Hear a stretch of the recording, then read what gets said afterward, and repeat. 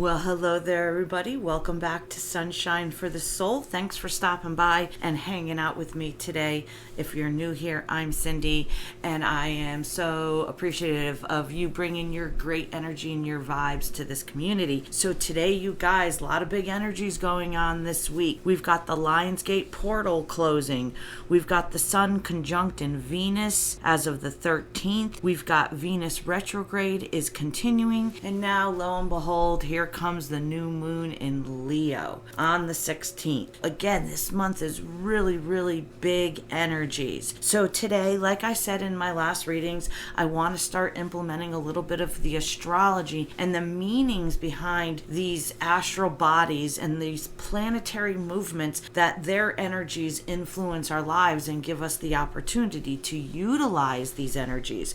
How convenient for the Creator to make all these cycles and bring all these energies in closer to us. That's kind of a pretty amazing concept when you think about that. But they've been hidden from us and we didn't know how to utilize them. So now that we're awakening, now that we know we're a spiritual, energetic being having a human experience, not a human having a spiritual experience, big difference between the two. Now we realize we're energy, and it's a whole new ball game on learning how to function in this 3D reality that we're in right now. So a little brief history on the new moon. It is in Leo. It's 23 degrees and it's going to take place on the 16th at approximately 5:38 a.m. Eastern Standard Time. The new moon, I dug into what the new moon was about. You know, we have the cliche stories and myths about new moons, but for myself, I really wanted to understand what a new moon meant. So the new moon marks the beginning of a lunar cycle. It takes approximately 29 and a half days for the moon to orbit our Earth. A new moon occurs when the moon is positioned between the Earth and the sun. So the sun and the Earth are on opposite sides of the moon. It's not a perfect alignment, or that would be a solar eclipse. That's when the moon gets in front of the sun, essentially blocks the sun. But during the new moon, the side of the moon that is facing Earth is the shadow side or the dark side. So that's why if you go outside, you'll have a pitch black night. You won't be able to see the light of the moon because it blends in with the darkness. It's the dark side of the moon, which is really interesting because, just a side note, a friend and I went up to this mountain range for the Perseids meteor shower this past weekend, and we sat in like a national park, and they played the dark side of the moon while we watched the Perseids meteor shower. It was very cool. Just Dark Side of the Moon, Pink Floyd. The moon is never continually dark or continually light. It has both day and night, but in half moon cycles. Basically, it gets 15 days of light on one side, approximately 15 days of darkness, whereas the Earth spins faster and gives us partial time of day and light every 24 hours. So what's the difference between a new moon and a full moon? That kind of intrigued me. These are opposites. When there is a new moon, we see the side of the moon that is dark, or the shadow side.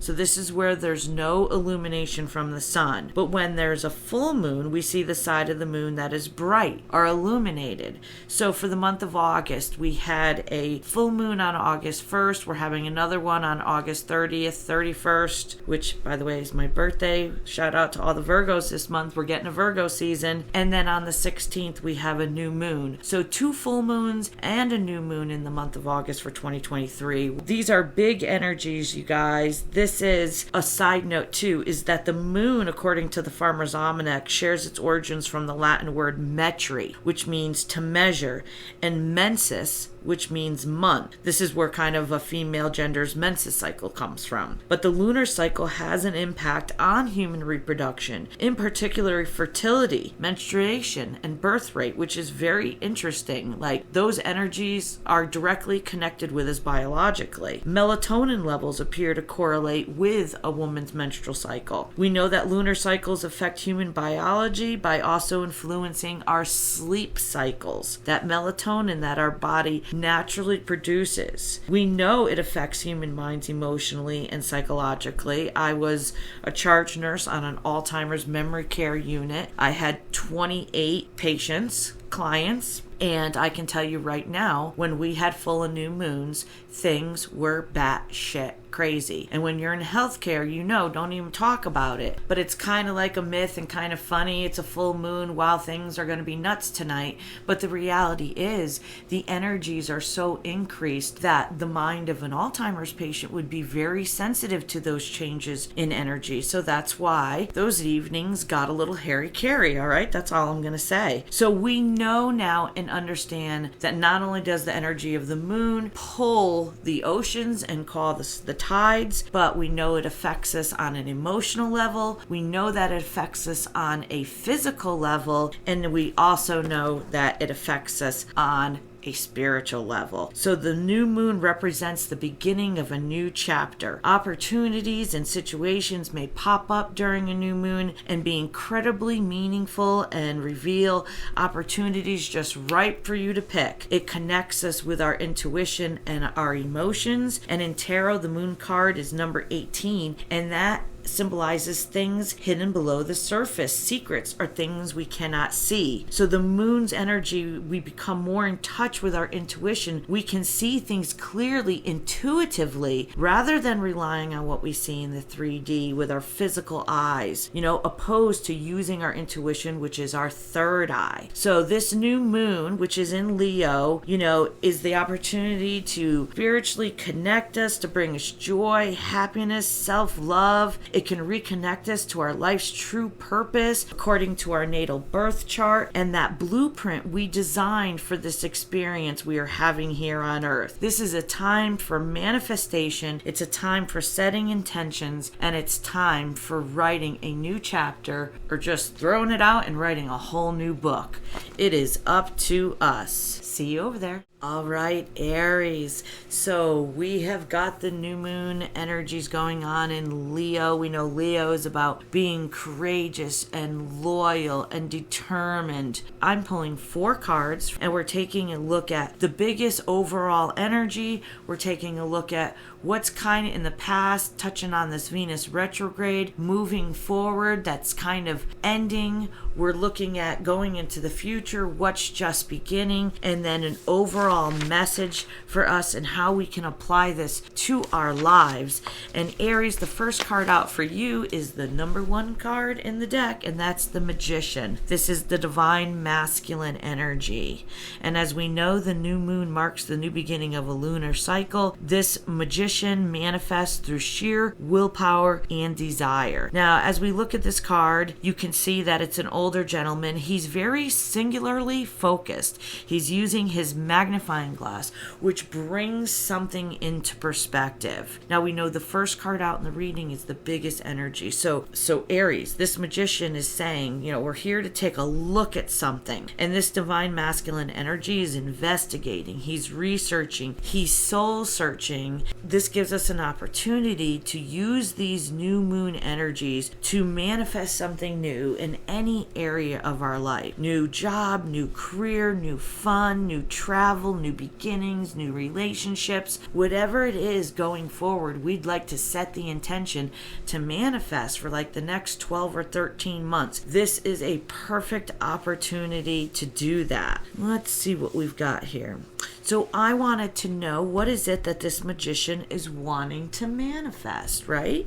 Let's be nosy a little bit. We see he's working really hard, and I have pulled the number 8 card, Strength in the reverse, which is Leo energy right there. Also some Aquarius energy there. We've got 2 major arcana. So you've got the Strength card clarifying the Magician card. The Magician card is number 1. The Strength card is number 8. That's number 18. Remember, we talked about early on the moon card. Number 18 is revealing secrets. It's things hidden below the surface. It's digging in a little deeper. So this Magician is manifesting the strength to do something. He's getting past their fears, past the self-doubt, learning to have faith in their inner strength and learning to have faith in the universe, in the process of the universe. He's seeing things more clearly, and he's benefiting from these energies because this is where he's setting intention and he's manifesting a new chapter in his life, and he's having the strength to move forward. So what's ending for you, Aries? What's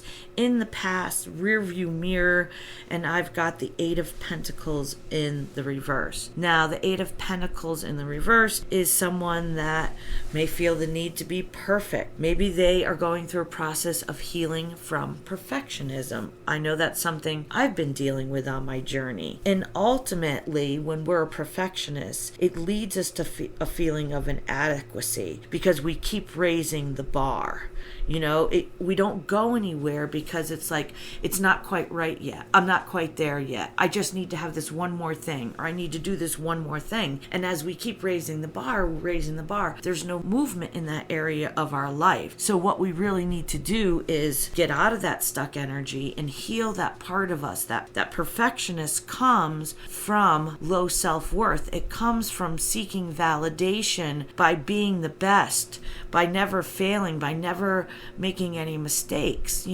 Sometimes we have inner childhood wounds where we just never felt like we were enough, or we felt abandoned or rejected if we did something wrong, if we didn't quite have things go the way we wanted them to, and we had a misstep. Some of us had that rubbed in our faces. So that makes you afraid to make mistakes. It makes you afraid to take steps forward. So what's ending for you, Aries, is that you're getting out of this victim mentality. You're recognizing that perfectionism is an inner child wound that needs healing. And these energies are allowing us, to bring that to our attention so it can come up and we can heal it. And if you're here today, you were meant to be here. The universe led you to this energy. Now, energy is free flowing. It changes rapidly. So with my readings, take what resonates with you and leave the rest. Understand that these energies could be mine, they could be yours, they could be somebody you're around. Energy is very fluid and moving. It moves. Let's look at what's just beginning, okay?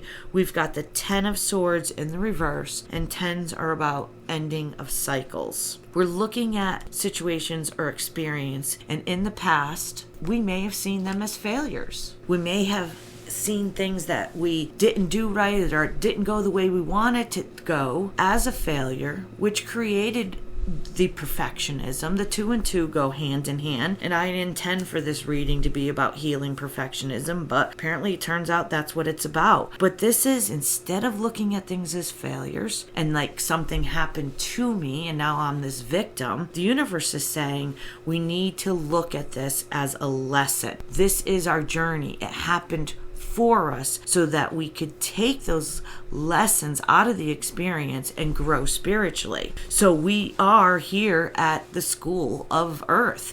Earth is a school for souls. It's where we come here to specifically learn lessons. We make a blueprint of what we want to come down here and do, and then we come down here and we have the experience. The beginning, Aries, for you is that you're no longer looking at situations as failure or hopelessness. Instead of holding on to negative emotions about an experience we had, this new moon is allowing us to end this cycle of being so hard on ourselves. We are here to learn. We need to forgive ourselves for things that we interpreted as failures or mistakes. We are given the opportunity right now to heal that mindset. This new moon is giving us an opportunity to write a new chapter, to write a new book, to no longer be the victim of our experiences, and understand that as a spiritual, energetic being, we came down here to occupy a human vessel so that we can have these experiences, so that we can learn,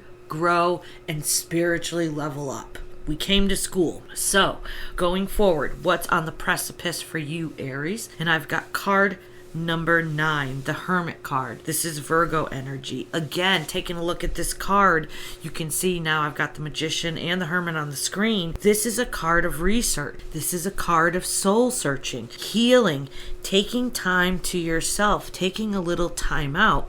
And both the Magician and the Hermit shows the divine masculine energies are digging in. They're learning, they're growing, they're changing their perspectives on lessons learned. They're becoming more balanced in their day-to-day lives with their careers and their need for financial abundance and their relationship with that, not being a workaholic. So we see very dramatic change here going on, like very interesting spread. And I wanted to point out too, remember we had card number 1 and 8 was 18, and then we had 8 of Pentacles and the 8 Strength, which is 8-8 portal, which is closing 12th or the 13th right now in the last couple days. And then we have a 10, so we have 10-18, and a 9, which is half of 18.